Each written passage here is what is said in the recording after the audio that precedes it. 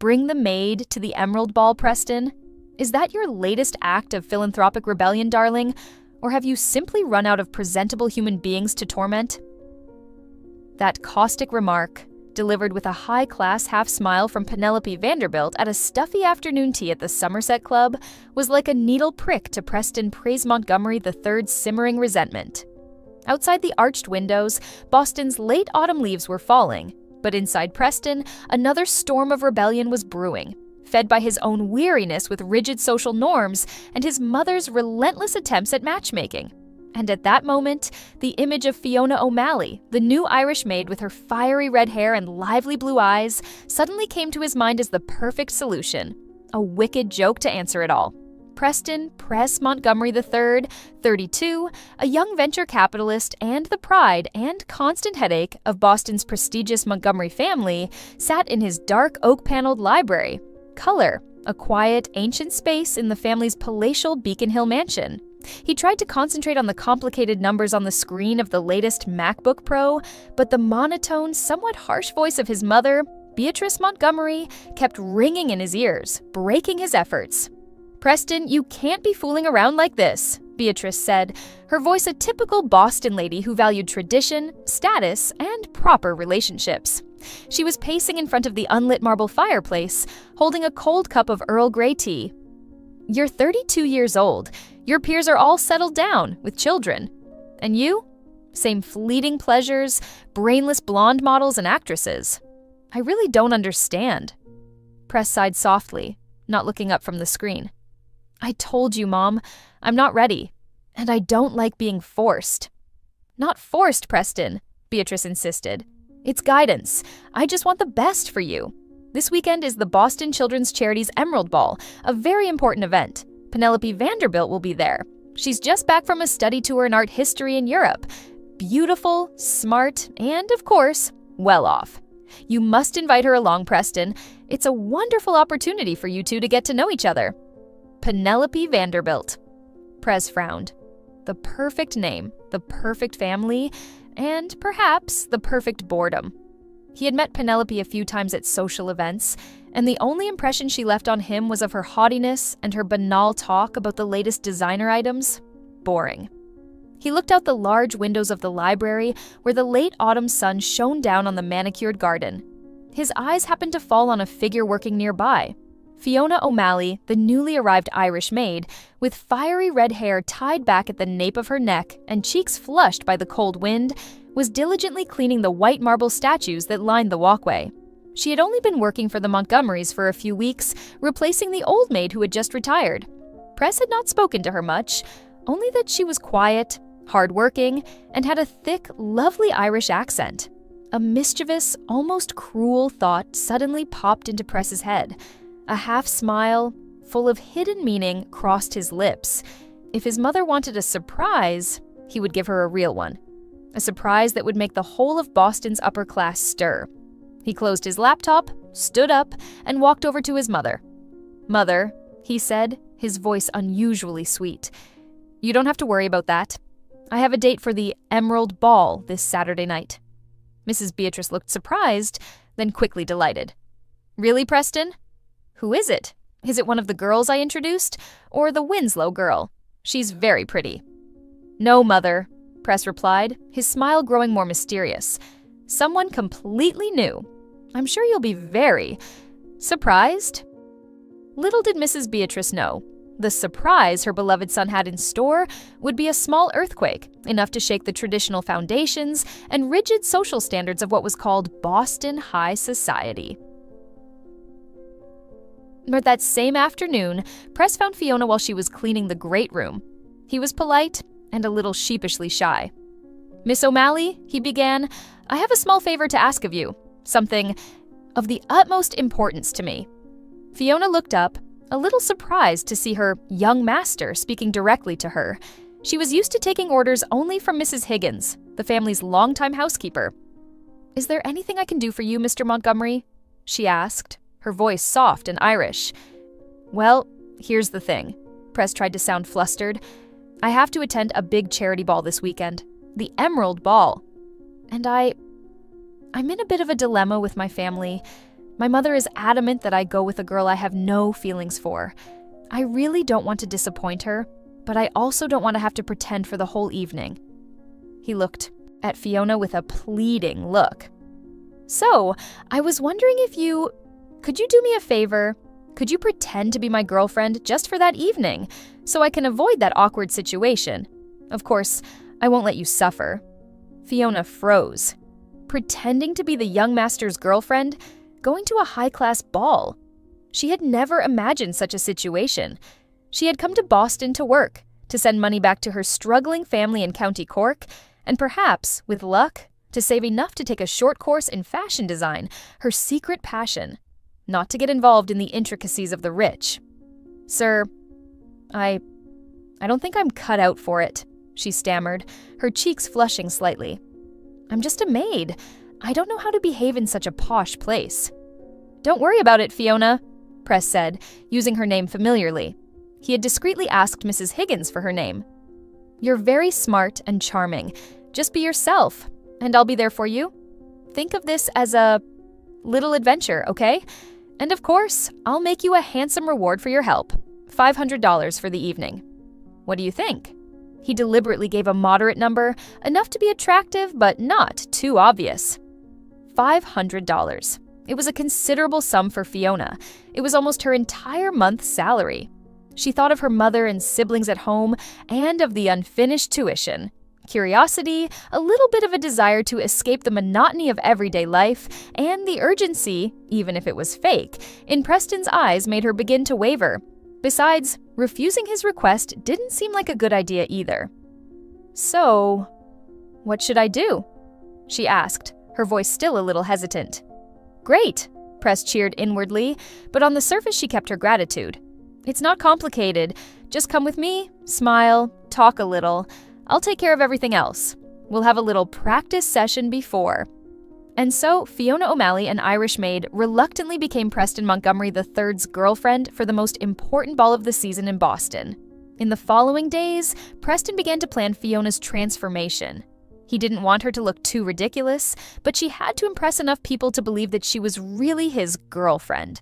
He enlisted the help of Mrs. Higgins, the old, stern but kind-hearted housekeeper.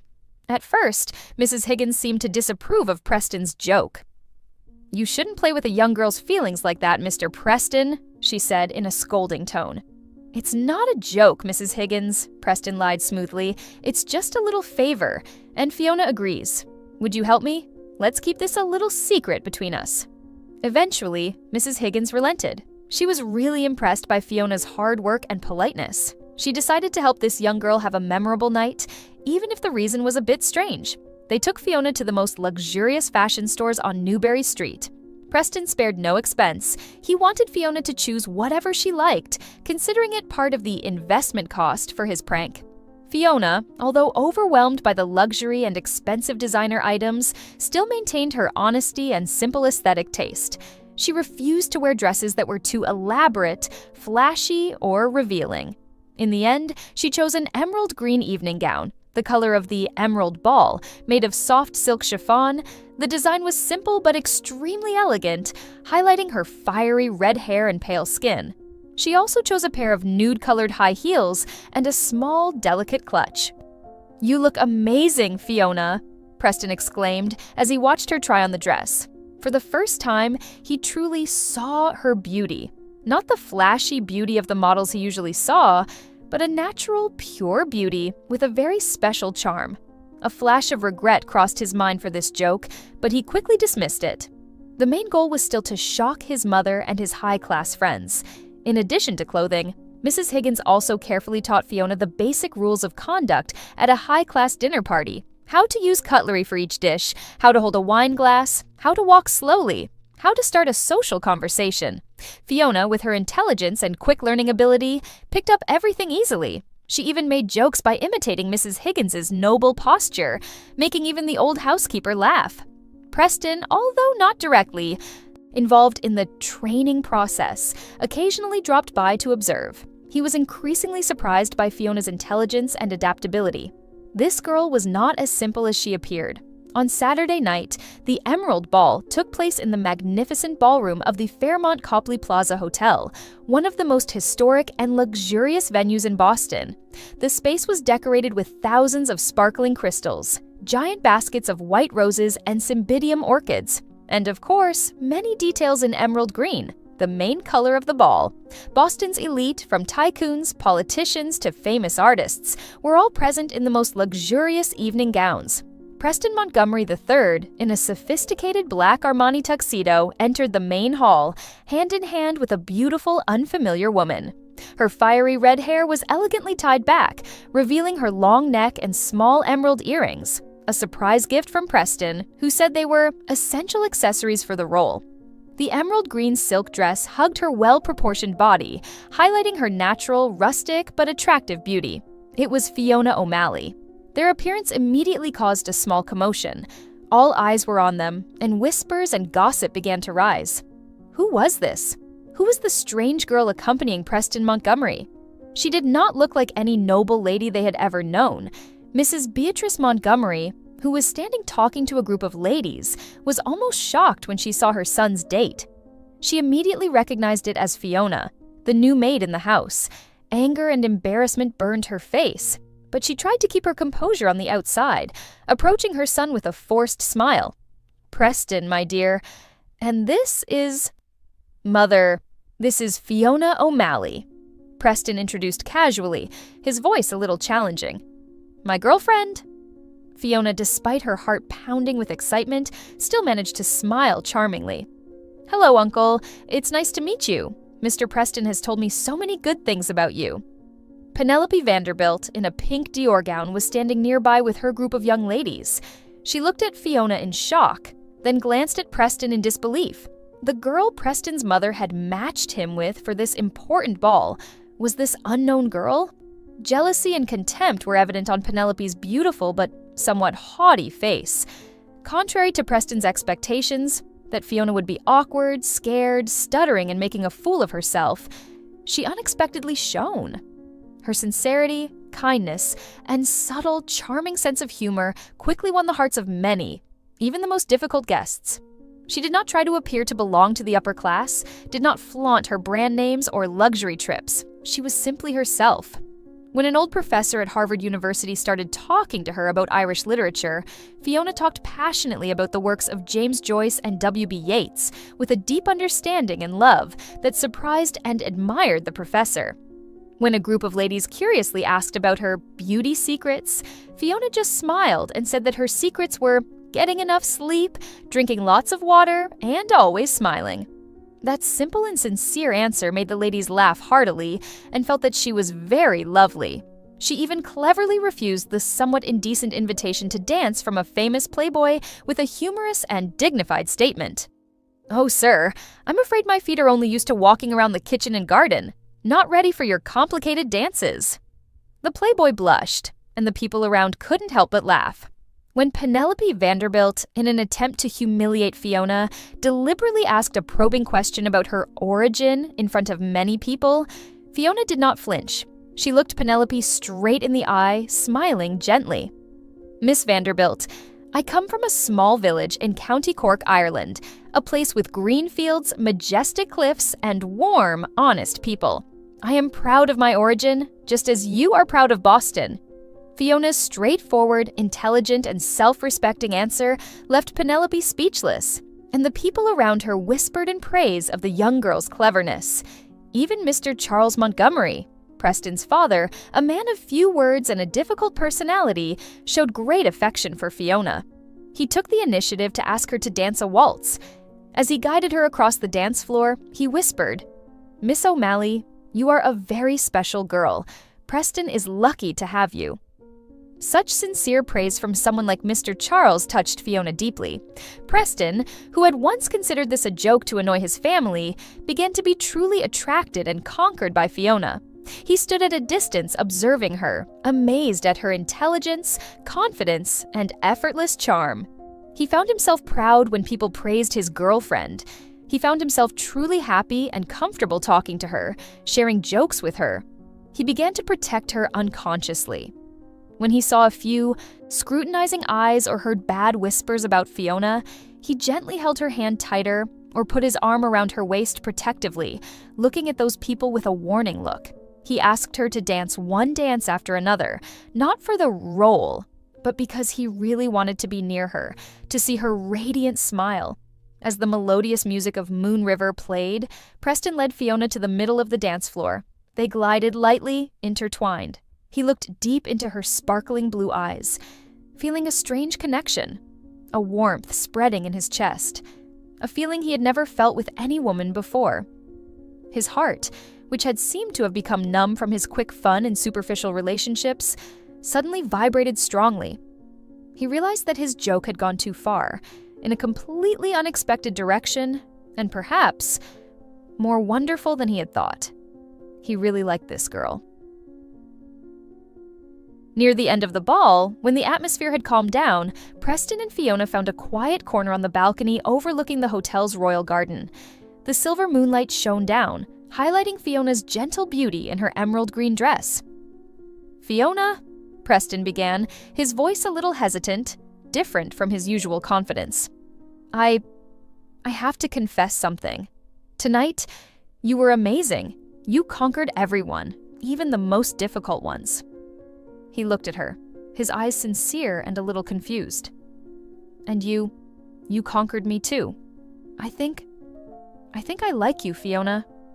Really like you." Fiona looked at him, stunned. Those words, those eyes did not seem like an act. Her heart was pounding. Throughout the evening, she had also felt the change in Preston's attitude, the care, the protection, and even the unspoken emotions between them. She had also begun to have special feelings for this man, whom she had initially only seen as a master in a strange agreement. "Mr. Montgomery, Preston," she said, her voice trembling slightly. I don't know what to say. This is just one evening. Tomorrow everything will be back to normal. I'll still be the maid, and you—" "No, Fiona," Preston interrupted, taking her hand. "I don't want things to go back to normal. I want the chance to get to know you better, to be with you, not as master and maid, but as—" At that moment, a cold voice interrupted their romantic moment. "Get to know her, Preston?" "What are you talking about?" Beatrice Montgomery appeared at the balcony door, her face hard with anger. Beside her was Penelope Vanderbilt with a mocking half-smile. Perhaps they had overheard part of the conversation. Or Penelope, in her jealousy, had investigated and told Beatrice the truth about Fiona's identity. "I heard it all, Preston," Beatrice said, her voice filled with disappointment. "This girl, she's just the maid you brought here on purpose to annoy me and embarrass our family in front of Penelope and everyone else, right? How long are you going to lie to me? Don't tell me you're actually in love with a maid." Beatrice's words were like a knife stabbing into Fiona's heart. A joke? A maid? The words stabbed deep into her mind. The fairy tale world she had just entered suddenly collapsed. Hurt, shame, anger surged up, overwhelming all the sweet emotions that had just been kindled. She looked at Preston, her eyes filled with pain and disappointment. "So, all those words, all those gestures of concern, were they all just part of your joke, Mr. Montgomery? I was just a pawn in your game, to amuse and annoy your family." Tears began to well up in her eyes. Preston was speechless. He wanted to explain, to hold on, to say that his feelings were real. But his mother's words, Penelope's presence, and the harsh truth about the beginning of their relationship left him speechless. He had made such a mistake by starting everything with a selfish joke. Fiona didn't wait for an answer. She pulled her hand away from Preston's, tears streaming down her face. "I was so stupid to believe the words of someone like you."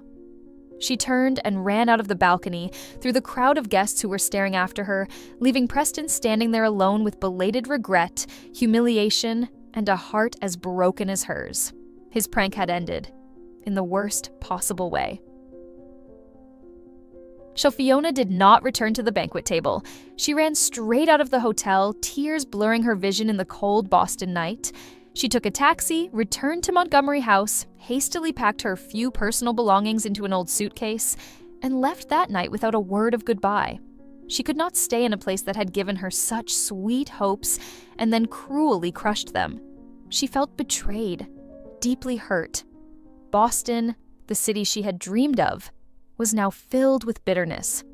Preston returned home in the early morning, weighed down by guilt and despair. Fiona's room was empty, except for the faint scent of lavender from the sachet she kept on her bedside table. He realized that he had truly loved the Irish girl, loved her honesty, her intelligence, her laughter, and her simple charm, and he had lost her just because of a stupid, selfish joke of his own. He collapsed on the bed, hugging the pillow that Fiona used to sleep on, feeling empty and regretful. The following days, Preston lived like a shadow. He tried to contact Fiona through the phone number she left, but couldn't. He went to places she could go, asked people she might know, but no one had any news of her. Fiona seemed to have completely disappeared from his life, like a beautiful but too short dream. After the initial anger, Mrs. Beatrice also began to feel regret. She realized that she had been too domineering towards her son, unintentionally hurting a good girl like Fiona. Preston's father, Charles, who had a soft spot for Fiona, spoke frankly to his wife. "Beatrice, we were wrong. Preston's happiness does not lie in marrying a girl of equal status as we thought. It lies in finding someone who truly loves and understands him." Mrs. Higgins, the housekeeper, also told Beatrice about Fiona's good qualities, intelligence and kindness, which made her feel even more guilty. Preston was determined to find Fiona again, to apologize to her, and most importantly, to win back her love if possible. He realized that the superficial values and frivolous pleasures he had pursued were meaningless. Only Fiona could bring him true happiness and peace. He recalled the stories Fiona had told him about her homeland of Ireland, about the small coastal village in County Cork, about her family and her dreams. An idea flashed through his mind. He decided to go to Ireland. The journey to find Fiona in Ireland was not easy. He only had a little information about her village. But with determination and perhaps a little luck of fate, after many days of wandering and asking around, he finally found the simple small house of the O'Malley family, nestled on a hillside overlooking the deep blue Atlantic Ocean. Fiona was there. She was helping her mother dry the fishing nets in the yard, her bright red hair fluttering in the sea breeze, her face a little thinner, but her blue eyes still sparkled with a distant sadness. When she saw Preston suddenly appear at the gate, she was stunned, not believing her eyes. Their reunion was awkward and difficult. Fiona was still hurt and did not forgive Preston easily. She did not want to hear explanations or excuses, but Preston did not give up. He stayed in that small village, rented a simple room, and tried to approach Fiona every day. He didn't try to say anything fancy, he just quietly took action. He helped her family with the heavy work, fixed the leaky roof, played with her younger siblings. He told her about his change, about his regret, and his sincere love for her. He showed her a completely different Preston Montgomery, a mature, caring man, and willing to do anything to make amends. Gradually, Preston's patience and sincerity also touched Fiona's heart. She saw a real change in him. She also could not deny that her feelings for him were still there, deep and intense. Yet after many weeks of staying in Ireland, on a beautiful sunset afternoon on the cliff overlooking the sea, Preston once again proposed to Fiona. This time, it was not a joke, not an arrangement. "Fiona O'Malley," he said, his voice sincere and a little shaky. He took a small velvet box from his pocket. "I know I made an unforgivable mistake. I hurt you. I made you lose your trust. But please believe me, my love for you is real. I have changed. I am no longer the superficial playboy I used to be. I want to spend the rest of my life loving and caring for you to make up for the pain I caused." He opened the box. Inside was not a flashy diamond, but a classic Irish silver ring, engraved with the claddagh knot, a symbol of love, loyalty, and friendship. "This ring may not be as expensive as the ones in Boston, but it carries my heart. Fiona, will you give me another chance? Will you be my wife, not just a joke, but my only partner, the one I love the most in this life?" Fiona looked deep into Preston's eyes, seeing the sincerity and love that was not fake. Tears of happiness rolled down her cheeks. She nodded without hesitation. "Yes, Preston, I do." They hugged each other tightly amidst the murmur of the waves and the brilliant sunset. Their love, which started from a silly joke, had gone through many challenges, misunderstandings, and hurts, and had finally found a peaceful harbor. They had a small, intimate wedding in Fiona's seaside village, attended by family and closest friends from both Ireland and Boston. Beatrice and Charles were there, beaming with joy at the thought that their son had finally found true love. Penelope Vanderbilt was not invited. After the wedding, Preston and Fiona decided to live a more balanced life between Boston and Ireland. Fiona did not give up on her dream of designing clothes. With Preston's support, she opened a small workshop in Boston, specializing in Irish-inspired clothing that combined traditional and modern elements. Preston continued his investment work, but he learned to appreciate the true values of life, knowing how to spend time with his family and the people he loved. The final image of the story is Preston and Fiona dancing together at a cozy little party in their new home in Boston, a house that is not too lavish, but full of laughter and love. No more jokes, no more pretense, just true love, understanding, and complete happiness. Preston Montgomery III, the rich young man, has finally learned the most valuable lesson about love and appreciation. And Fiona O'Malley, the reluctant Cinderella, has not only stolen a man's heart, but also found her prince in the most unexpected way. And more importantly, she has always been herself, a strong, intelligent, and self-respecting Irish woman. Thank you for taking the time to listen to this story. If you like this content, don't forget to click like, share this story with your friends and family, and subscribe to the channel so you don't miss more meaningful stories.